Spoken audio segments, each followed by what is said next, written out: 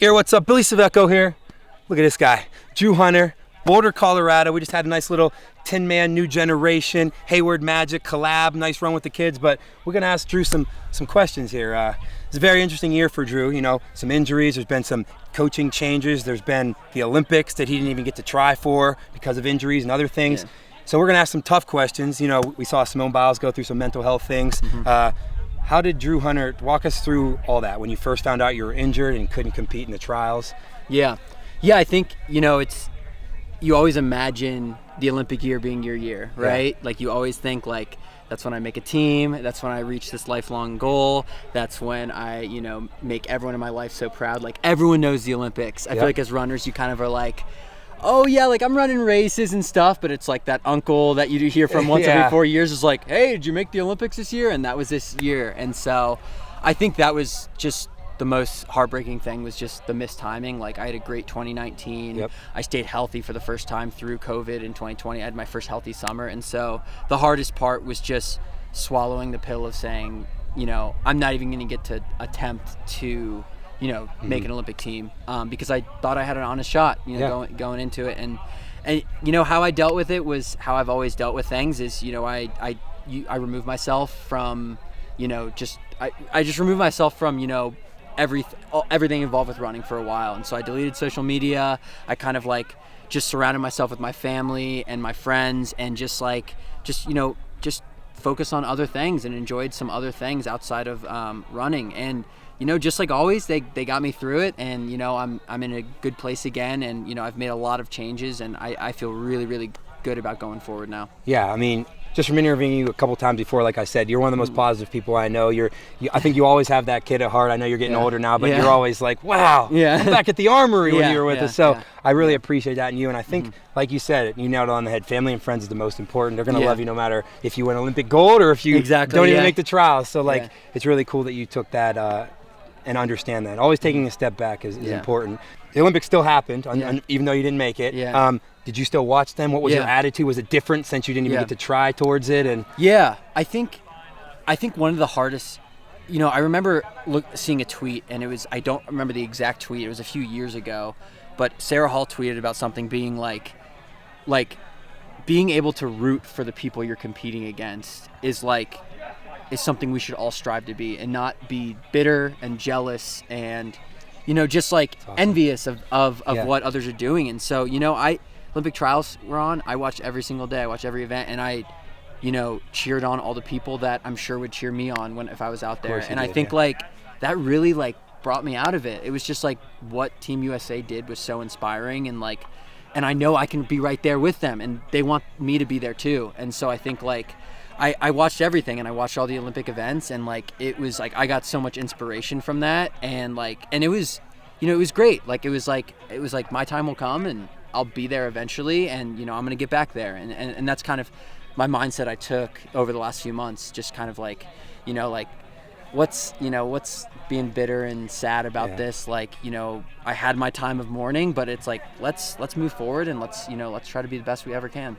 Yeah, one of my quotes a buddy of mine told me in school is, if you can't fix it, you can't worry about it. Yeah, because like you're gonna get maybe depressed. You're gonna bring people around you down, your family members, your teammates. Yeah. But so do everything you can to fix it or make the situation better. And if you can't, you gotta let it go. And it's really hard. But if you let it go, you're already moving forward to the next thing. So that's really cool. So speaking with the Olympics and inspired, what were some of the things that inspired you the most with maybe the trials or the Olympics? Yeah, I think like you know, a guy I looked up to a ton in high school and raced a ton was Grant. Making 5K and 10K, like fifth though. Yeah, and just like I think like he's always been a huge inspiration for me. So Grant comes to mind first. But then also just kind of like all the young guns at the Olympics. Like it's like, I mean, I think like the, you know, Josh Kerr in the 1500. I mean, Jakob, Cole Hawker, like all those guys. Like they're, you know, they're all like younger than like 24 and younger. You know, and it's just like it's so cool to see kind of like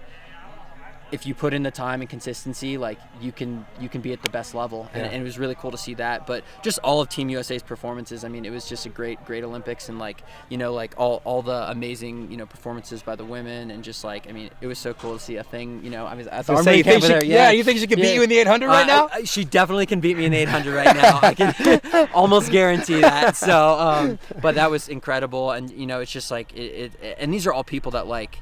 They're the first people to like congratulate you on a good race. I know, and that's like what's so amazing is like they're gold medalists now, but like next time they see me, they're gonna ask how I'm doing. Yeah. And then that's so special. So that's a good thing about the sport. You know, it's different with team sports, NFL, NBA. You know, it's kind of a rivalry. Well, it is on the track. You want to win, but you more want to better yourself. Yeah. You know, so if you're doing it and I'm doing it, that's crazy. We both PR today. Exactly. Yeah. So I think that's really special. And one more question is, you know.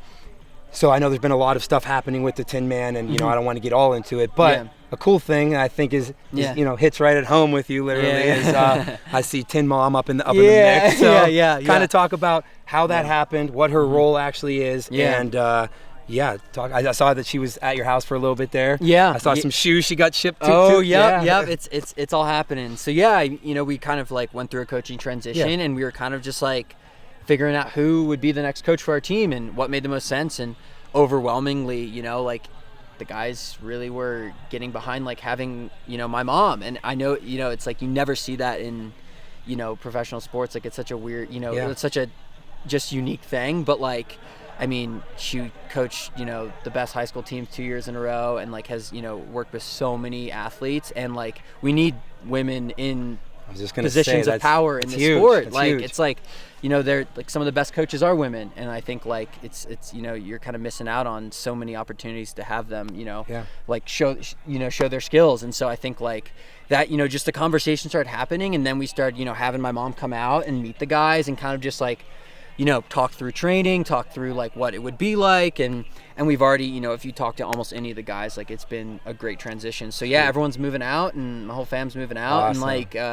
just like, you know, gonna have, you know, her role is she's head coach at Tinman Elite, and so she's, you know, coaching 800 all the way up to marathon. She's getting Reed ready for a full in Chicago right now, and she's bringing me back from, you know, from my plantar injury, and you know, everyone's just, you know, it's been really, you know, you can kind of see like a shift back to like, I feel like the old Tinman ways of just positivity and brotherhood and bringing each other up again. So really looking forward to, you know, the next months and years of our relationship. And, it's gonna be great. Excuse me if this is me not being informed. Is Corey still coaching or assistant coaching? Or? Yeah, so Corey's, Is he working with your mom? Or are they, so are they taking certain athletes or no? So just together? Like all together, you know, just like kind of like a college system. Like you have a head coach and assistant coach, and you know, like it's great to have, you know, 2 people on staff because like, you know, Corey can fly to Houston half when my mom's going somewhere else or whatever. Workouts, exactly. And you know, my dad's coming out too, and he's going to be a part of it. I mean, my dad's Mr. Organization, so he's kind of like, you know, just like he's director of ops. And my dad, exactly. That's basically his position. And then, you know, and my dad can, you know, he can bust our asses when we need to get to work. Heck so that'll be good too to have him out there. So awesome. I think that's pretty good, Drew. 2 questions. I'm going to try to run an all-out mile in easy slides. How fast do I run? 4:46. Gosh, this guy must be we're in Boulder, remember? Last one is, what does the Toad life mean to you?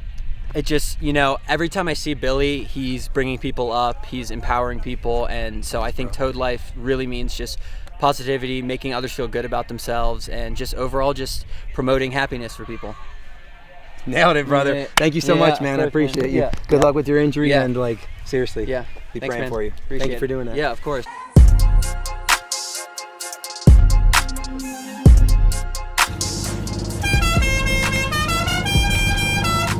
Yeah.